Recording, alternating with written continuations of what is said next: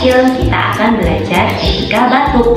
Kalau anak-anak sedang sakit batuk, apa yang harus anak-anak lakukan? Bolehkah seperti Miss Neng tadi? Oh, jangan.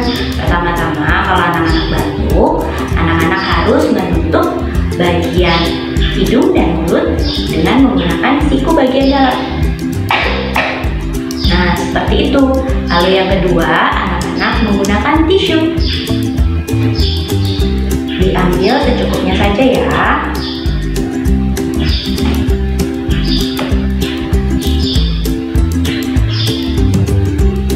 Lalu ditutup. Nah, setelah itu tisunya dibuang ke tempat sampah dan jangan lupa mencuci tangan. Nah, gunanya apa? Seperti itu, supaya ketika anak-anak batuk tidak menularkan ke orang lain. Oke anak-anak, bisa? Selamat mencoba di rumah. Tuhan Yesus memberkati.